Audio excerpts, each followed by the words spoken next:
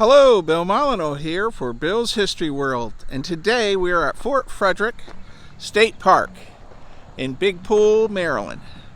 And we've done many videos at Fort Frederick, but today we will not be focusing on the French Indian War or timeline.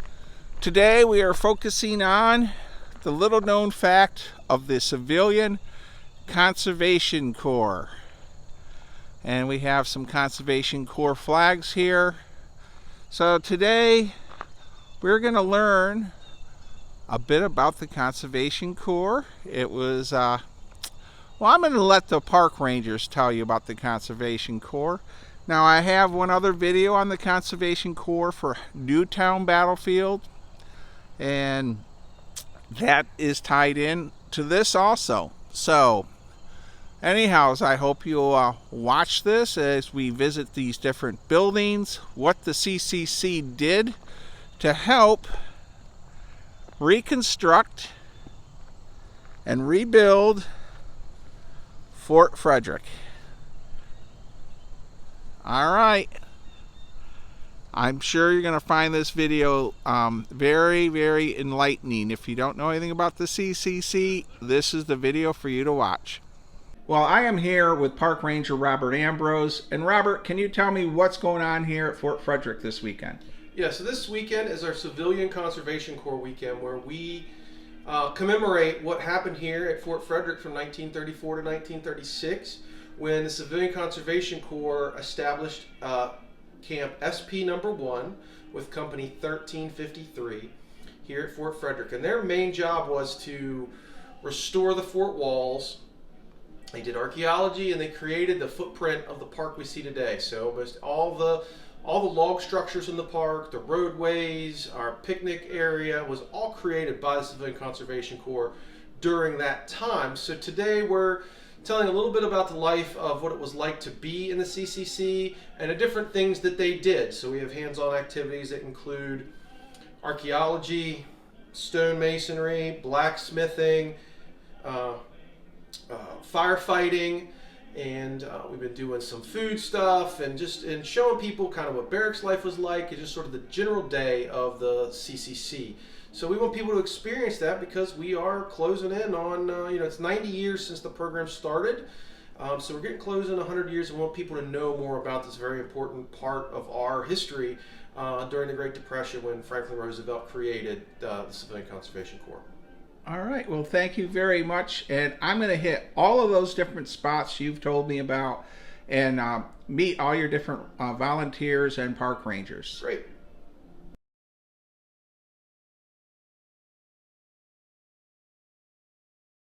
Well, this is one of the many buildings here at Fort Frederick that the Conservation Corps had.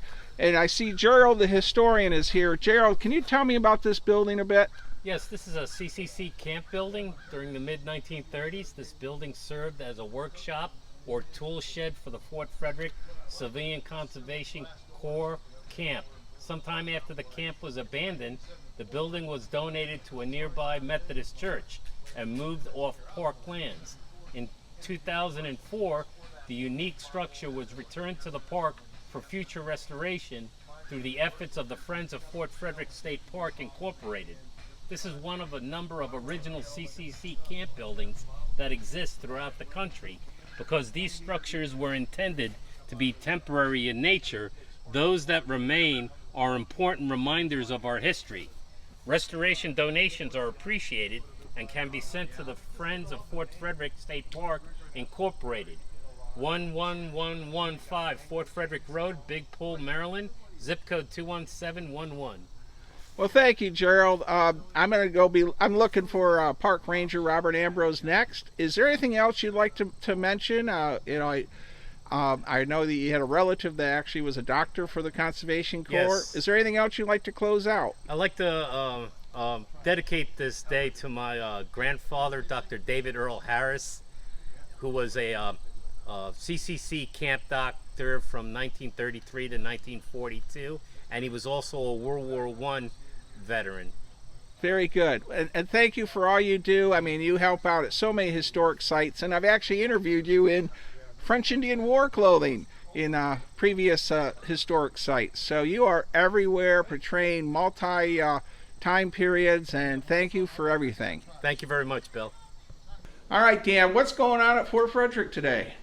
Well, today we are having our second annual CCC, Civilian Conservation Corp camp here at Fort Frederick. So we're recreating Company 1353, which is the company that came here and built this as SP1, State Park 1 in Maryland.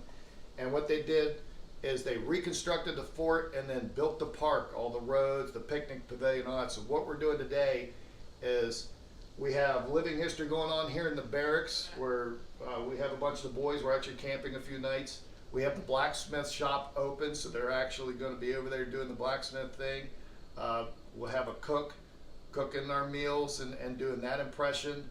We have inside the fort, we have a few of our guys that are actually interpreting how to stack the stones and the mortar and things, how they're rebuilding the wall. And then they actually have a little pit the kids can dig in and do an archaeology, because the boys were actually digging inside the fort trying to do minor archaeology. Wow. Well, I'm hoping to get a lot of video today and expand this story and put it on YouTube. And is there anything special you want me to make sure I get on the internet that I might miss? Nothing, but just mainly, like I said, all the little vignettes we got going around here is a lot of cool things to see. All right. I will try to do my best to show people that can't get here all the hard work you're doing to keep history alive here at Fort Frederick. Thank you for your time, Dan. Thanks. All right, everyone. We have Ranger Ratman Dan. Tell us what building we're at. So this here is our CCC camp building, and it was, in the time period, it was a shop or workshop that the Seas boys had. It's our only surviving camp building, because as you can tell, with just the tar paper and furring strips, these were portable buildings. They were not meant to last. And so all the barracks and everything were made like this, and then they were quickly either disassembled, shipped by train to another site, or eventually just taken apart and destroyed. So this actually surviving is great. It's an awesome thing. That the only reason it's here is because it was preserved off-site for years at a Methodist church, and then in 2004 came back to the park here, so we're very thankful for. So what we're doing today is we're reinterpreting this as our barracks building. Well, can we go in? Yes. All right, we're inside, and can you tell me about this barracks room? Yes, so what we're doing here is we're simulating a portion of what the barracks would have looked like. So there would have been 4 large barracks here at the camp that would have about 120 to 130 feet long. And you'd have about 50 men, because you have 200 boys. They are called boys in the interior. So there's about 200 boys that are in each camp. And so they would have their bunks. Of course, we would have a middle row. There'd be bunks on each side, but this is a smaller building. But what you see today is we've got this nice and full of several bunks, and what you'll see is an actual one real metal folding cot from the period, and then the rest are the standard wooden canvas cots that the boys were using when they came out of the tent camps and brought them into the barracks, and then they slowly, as they acquired new metal folding cots, they started to replace. But it was a cot of some sort with a mattress, and they were issued 2 wool blankets with their sheets and the comforter. This is a great find they've started reproducing recently, the actual CCC comforter. And the reason this comes out is the shortage of wool, so it's an all cotton product that's made. It's a really cool thing to have. But otherwise, so when the boys actually get to the barracks, they get issued a foot locker, and depending, it's because in the Siege you'll see a lot of mix of military and civilian stuff, civilian contract. So with the foot lockers, that's why you're going to see like these first 2 are a military style, and then a few of the other ones here are a civilian trunk. Now, when you say boys, can you tell, my viewers may not know the Conservation Corp, what are their ages? So the boys are 18 to 25, and they're allowed to enroll for 6 months. And at the end of that, you can re-enroll, kind of like a re-enlistment, up to 2 years. And while they're here, they have advancement opportunity. So if you want to become more than that, you can become an assistant leader, you can become a leader. So you'll see them wearing those stripes that look military in a way. But with that, you can actually take those jobs if you want to move up, and you could be like a barracks leader, or you could be a cook working over the mess hall and the blacksmith shop, things like that. So you could actually earn badges and move up. All right. Well, it does look like a military camp. Thank you. And how do they keep this room warm? So you see here, they always had a nice good wood stove or coal burning stove. And what they would have is normally, this pipe would actually maybe go down horizontally for a way before it goes out, just to give more ways to radiate heat in the building. All right. Well, thank you, Dan, the Rat Man. You have your own famous YouTube and Facebook videos yourself, and thank you for your time. Thank you. Camp is run by the Army, and the Army is all about how to properly stay organized, stay fit, and you always start with morning formation. And what you're going to notice this morning different is if we were actually military, of course military would be saluting the flag as it's going up the pole.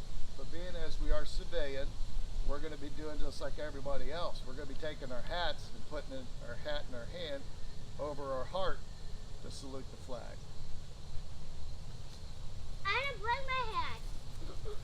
That's okay if you don't have a hat. I'm just telling you that's what we're doing. Flag. So what you do if you don't have a hat, you're just putting your right hand over your heart.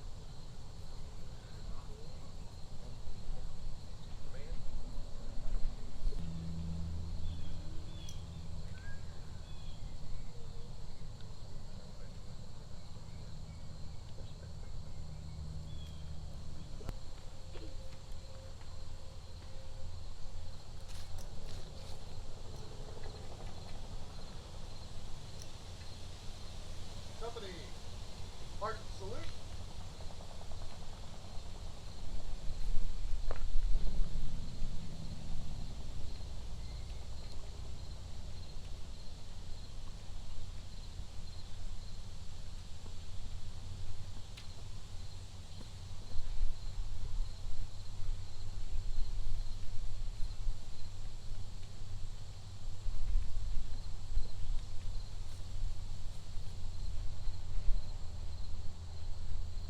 Ready? 2.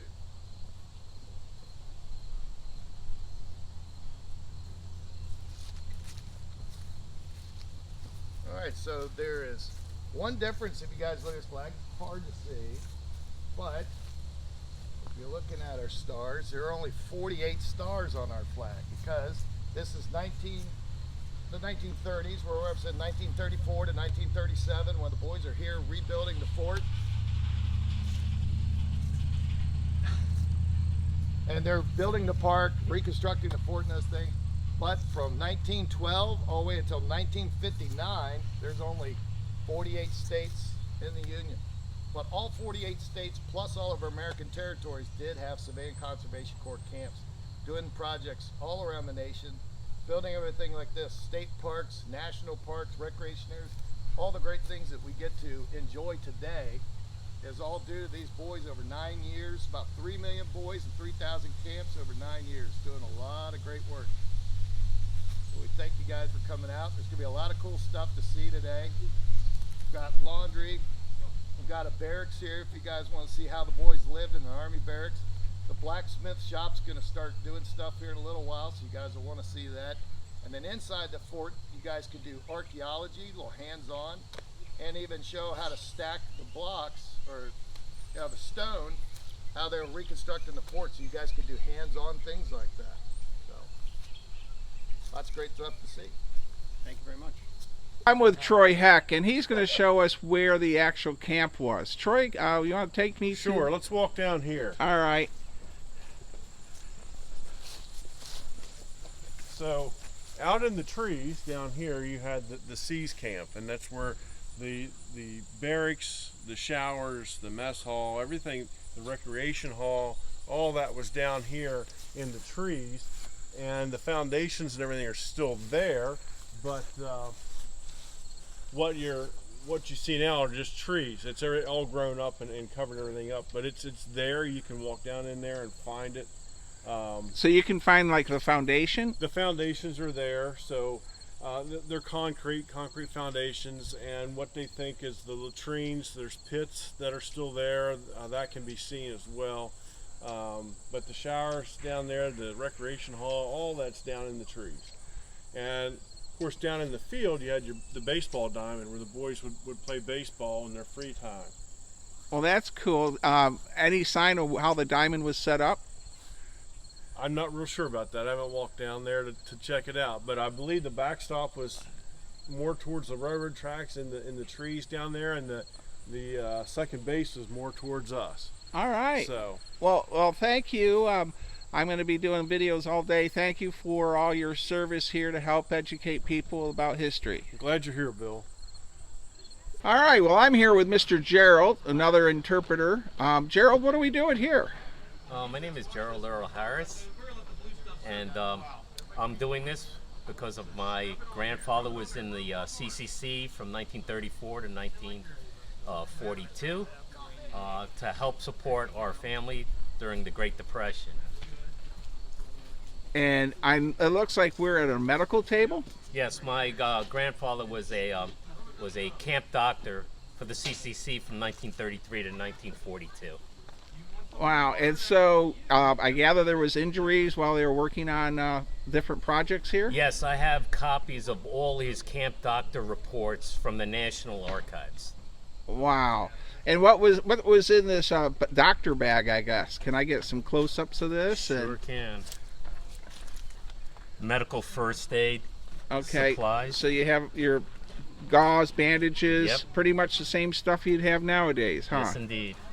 All right. Well, how well were the doctor at the camp? Were they like a nurse level training, or were they an actual doctor, or first aid training?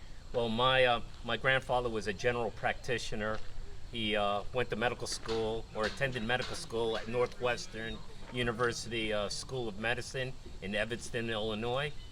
And he was doing his residency at the University of Chicago Women's Hospital when the Great Depression occurred. He brought my family back to his home state of Idaho, and he practiced medicine with the CCC. All right, and I guess one last question: what camp did he work at? He worked at various camps in Idaho, Wyoming, and Montana, and I have postcards of all the camps he sent my grandmother, mother, and aunt that he attended. Wow. Well, thank you for your time, and thank you for all you're doing here to help educate people about history and Fort Frederick and their tie to the Conservation Corp. Thank you, Gerald.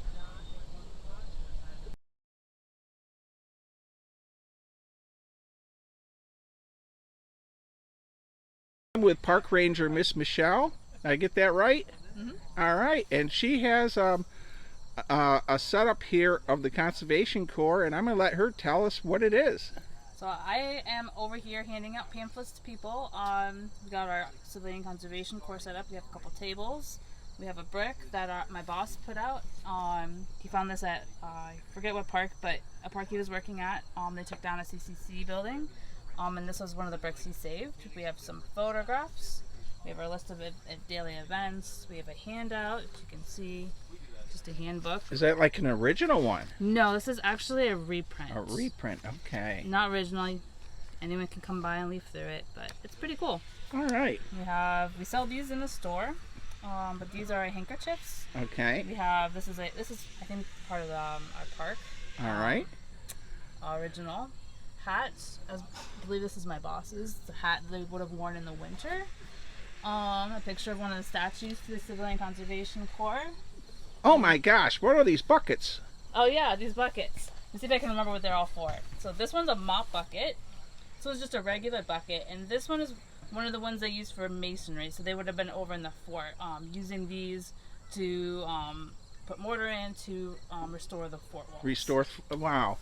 So, yeah. So were these buckets found here at Fort Frederick? I believe they were. Very cool. Yep. And what's your favorite thing here on your display tables that you have?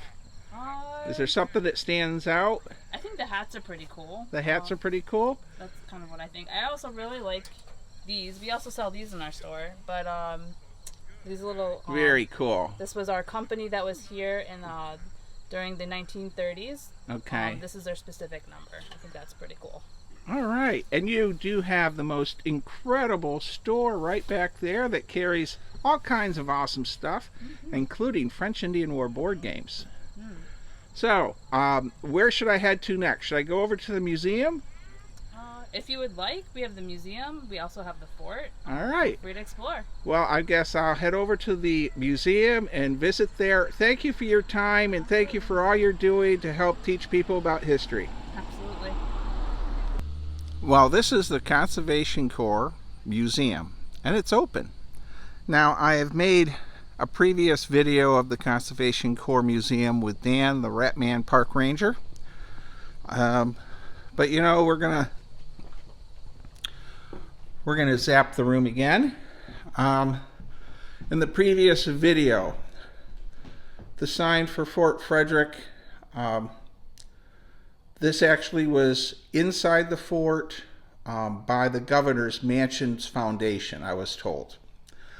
All right, they have a lot of interesting artifacts that were found while they were doing the archaeology work with the Conservation Corps. Hinges. We have a musket parts, a frizzen, pan. That's a bayonet lug right there. Something interesting that is in my other video, Dan explained that the blacksmith here at the park, they made all the hinges, locks. So these were made in the 1930s. So they're just about coming up to being 100 years old. All right, let's check a couple of the other displays. Also, this building was built by the Seas. And if you remember my video of Newtown, New York, Elmira, Newtown Battlefield, that big lodge was built by the Conservation Corps unit there, an African American unit, that they built a large fireplace like this also, with the same style, rafters, beams, and lodge style. So here in the museum, a lot of neat photographs, and we're trying to get a close-up of what the fort looked like.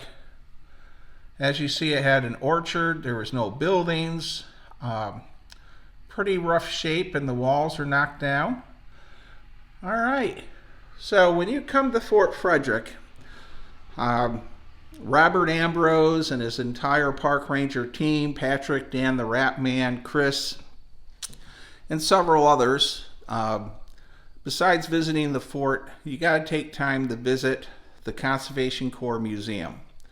All right, let's go visit the fort. And in this video, we're not going to be doing French Indian War history. We will be doing how the walls were rebuilt by the Conservation Corps boys.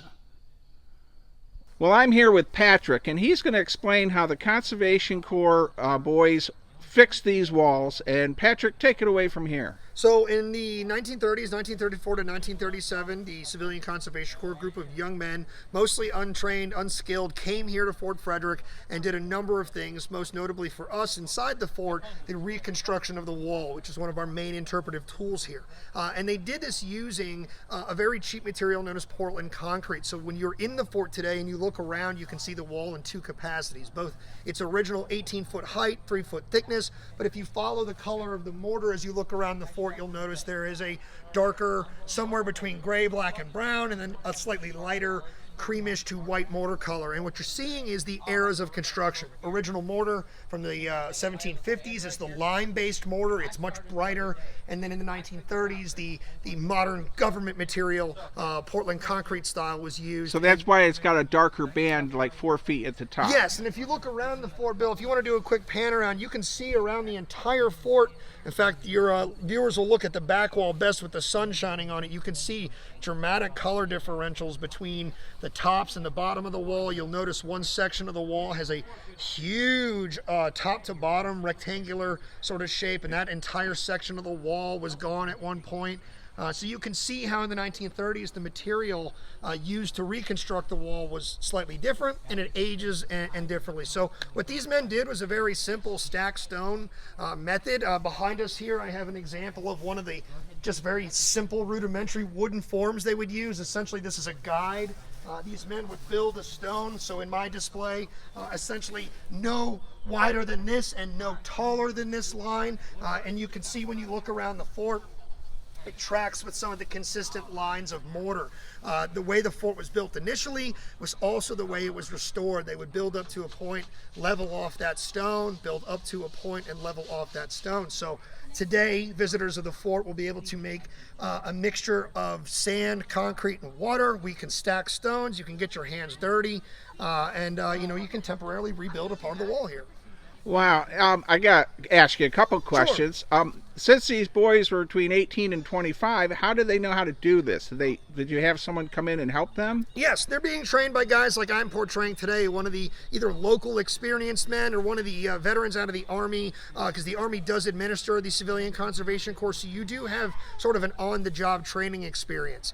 There is no way that I can even pretend to look young wearing these clothes, even fully shaved anymore, so I sort of am leaning into the training aspect of this. To my left is my colleague in the 1930s and both in the 21st century here, Chris, who very much looks the age. And so the portrayal we're doing today is I'm kind of showing him how we did archaeology, how we did masonry inside the fort. So these men were trained by professionals, local experienced men within the Army.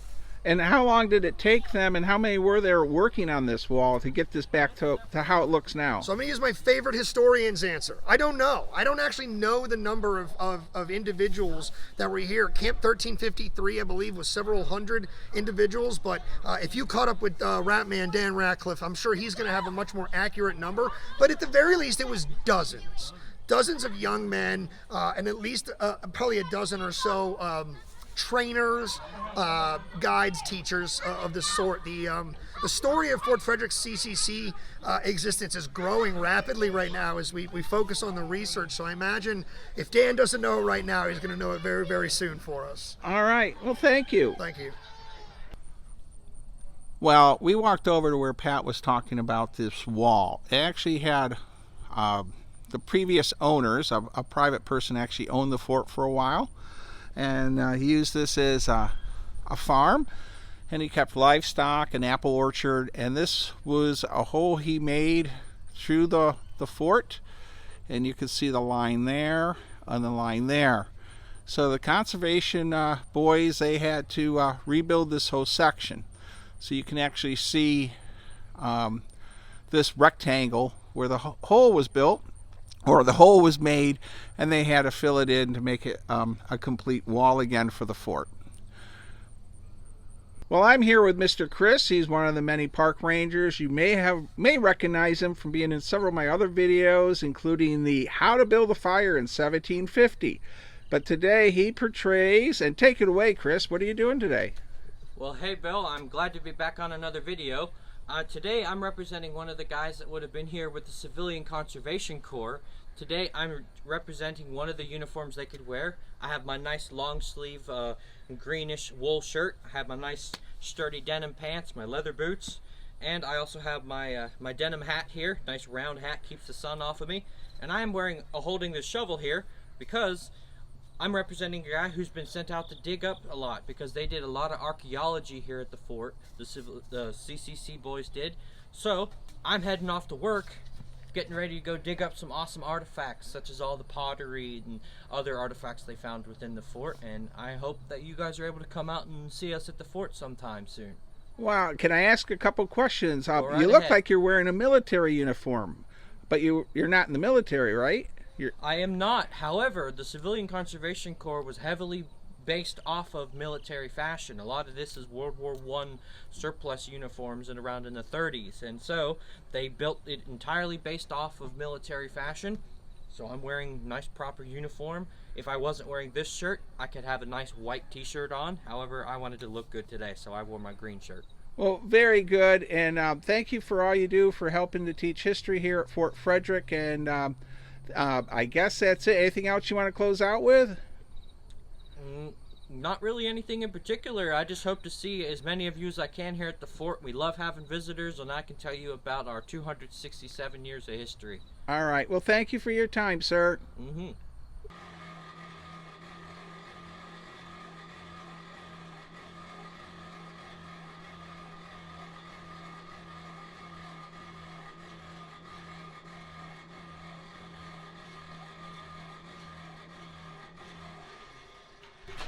Okay, Ian, I have you on video.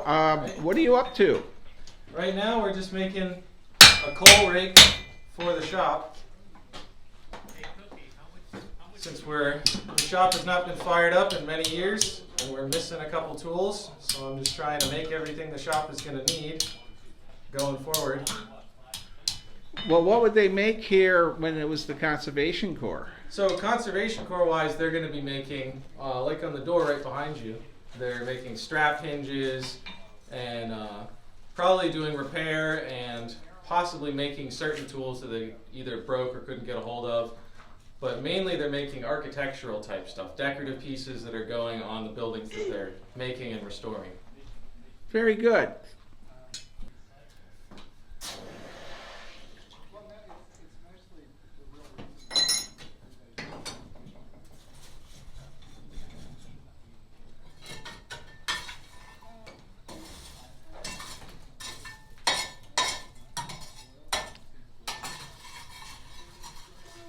Now, if that metal gets too hot, will it actually melt right down into a liquid form?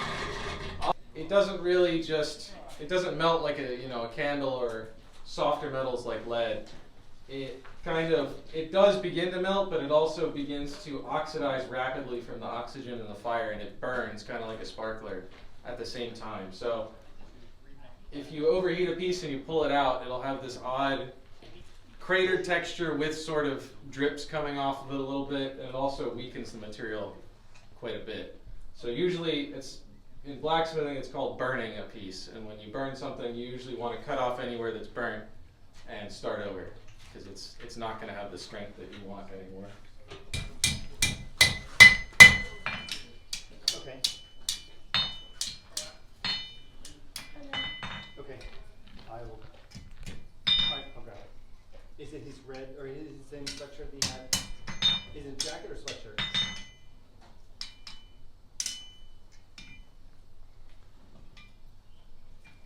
No, that should be pretty good. Okay. It's super simple, but that's going to be our pull rake for the time being. Okay, we'll make one way or another, we'll get it. Really cool. Now we can pull Now, how long have you been a blacksmith, sir? Technically something like 10 years, but I'd say where I consider myself a blacksmith, maybe 4 or 5. Well, I remember being at your parents' house and you were like knee high. Yeah. I'm old. Well, thank you for your time, sir. Yep. And thank you for all you do to help teach people about historic sites and history and blacksmithing. Yep. So, Ian, what else were they making here? So they're largely doing, like on that door right behind you. All You right. see those strap hinges there, and probably the handle on it too. That's the sort of thing they were making. We believe that's original to this shop from the period. Wow. Now, how long would it take a blacksmith to make something like this? Is this an hour project or 20 minutes? It all depends on how experienced you are. I'd say those are decently well made. Probably an hour a piece, maybe 2 hours a piece. Wow. And I guess the CCC boys that came here, how did they learn, how to become blacksmiths? Well, there's also, they were offering classes teaching how to do it here. So whether they initially started with someone who was local and more experienced, he might have taught some people and they learned and they started teaching amongst themselves. And so then you build, as long as you keep someone here at all times who's pretty good with it, then they can always teach new people as people come and go and get them up to speed. Very good. It does take a long time to learn, I'd say. And we have a volunteer team of a father and son here with Mark. And it's really cool, the two of you are here helping out at Fort Frederick with the Conservation Corp programs. So thank you both for what you do. And Mark, I know you do an awful lot for historic sites, and thank you. And we're going to go on and find out what the CCC boys had for lunch and dinner. We are now with Dan, the Ratman Park Ranger, and he is the cook. And Dan, can you tell me what, I mean, you had to feed these fellas breakfast, lunch, and dinner. What did they eat? Right, so of course I have an outdoor kitchen today, which would not be normal. The boys would actually be going to a mess hall, but they are feeding them 3 hot meals a day, especially in a place where your work camp is close to your work sites are is next to your camp, so they're able to come back and get hot meals. In the morning, it's a lot of the standard eggs, biscuit, toast, all those things. Lunch, a common staple, what we're doing today is beans and franks, or now we call them like beanie weenies, but beans and franks. So I'm heating up the hot dogs, I'll cut them up, put the beans in, and a lot of bread and milk, lemonade. Coffee is available at every meal, and then sodas, which they would actually be purchasing in the canteen, the camp exchange.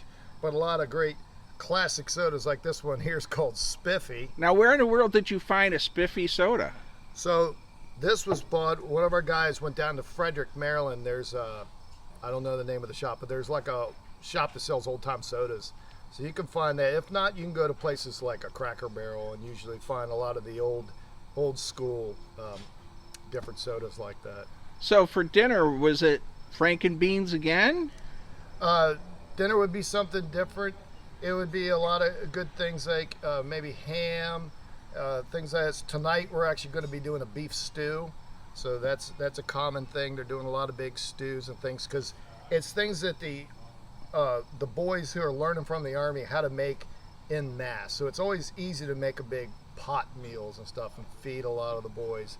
And then of course I said there's sandwiches, so there's always bread, bologna cheese, peanut butter and jelly are available all the time. And how did they get the food? Did it come from the Army? Did it come from the local grocery store? The Army's trucking all that in. What we had here, like at our camp, the military road went around straight back to the kitchen where they had the ice box and the kitchen and all that stuff, but the Army's trucking all of it in through the quartermaster. Wow, amazing. All this work by the Conservation Corps.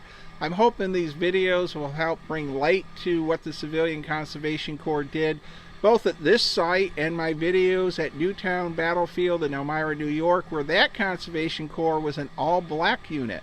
Oh, right. And they built a giant lodge.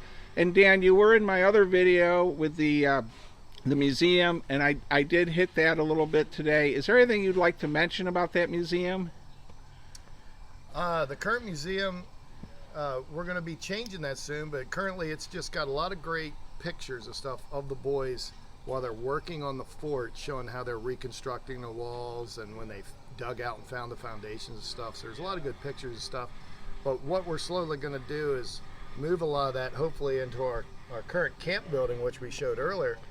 And that's going to become the museum. We want to put some of the displays and pictures, but also slices of life so you can walk in and see a fully made bunk and maybe a piece of the mess hall, and even we're gonna have we have a magazine rack in there with periodicals and books and things, kind of showing slices of their life. All right, well, this is going to be, I'm going to find Robert Ambrose, the head park ranger, and interview him last, but is there anything you'd like to close out in your section here? I just want to say I'm thankful for everybody that comes out, all our volunteers and reenactors do this. We couldn't do it without them, and this is a really good time, so appreciate all of them. All right, well, thank you for your time and all you do to help promote history and keep history alive. Thank you. All right, Dan, what are we doing here? So what we're demonstrating here is an important thing, that all the CCC boys were involved in firefighting. Anywhere it was going to happen, they could be called out. And a common way they would do it is what they call the Indian pumps, the cans for spraying out small fires that they can strap on their back. So we're just doing a quick little demo here. Well, I see there's a little fires have sprouted up. Yeah, so we've got Troy and Drew here that are going to demonstrate. All right. Well, we're going to move around the side. I see, 4 or 5 flames here. This looks bad. let's see how good they are. See if I can knock them down. Oh, there's one. There's two. Who's got better aim? There's three. So what's wrong with Troy? There's no pressure here. The water.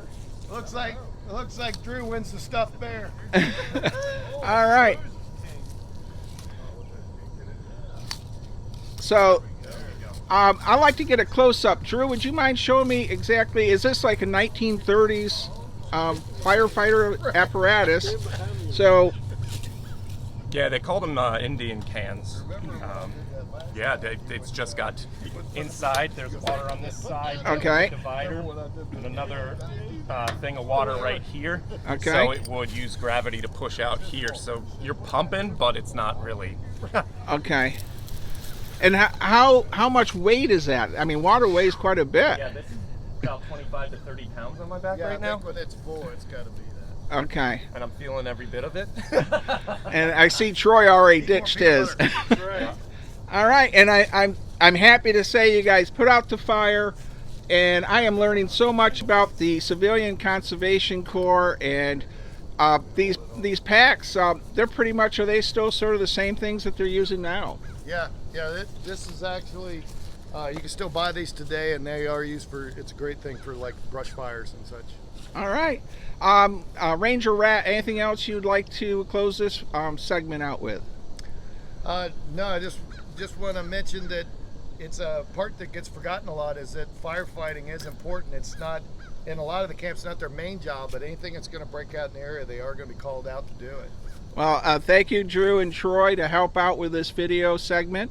And it's amazing how much I've learned today about the Conservation Corps. Well, Robert, I have amazed of everything I learned today. I learned stuff from blacksmithing, archaeology, how the walls were reconstructed. Can you end out my video? Well, I'd just like to thank you, Bill, for coming out today and filming this event to help give people a better idea of what's going on here at Fort Frederick in terms of programming, and also what the Civilian Conservation Corps did here. And I really appreciate you coming out and doing this.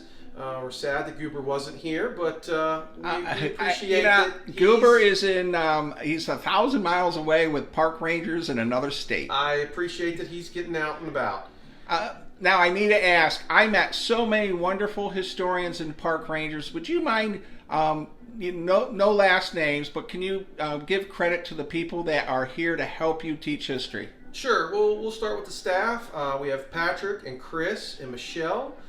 We have Dan and Drew. They're staff members here. We have volunteers that include Troy and Ian and Mark, as well as Sterling and Bill Molyneux was here. And don't forget Gerald. Oh yes, and good old Jerry. I would be beside myself if I didn't mention Jerry. Yes, Jerry is one of our fine volunteers, and we love him. Well, I think we hit everybody, and if we did miss someone, I apologize. I wanted to make sure we gave credit to all the wonderful people helping you here. Yes, thank you very much for coming out and helping us, and see you next time. And I hope you'll like this video.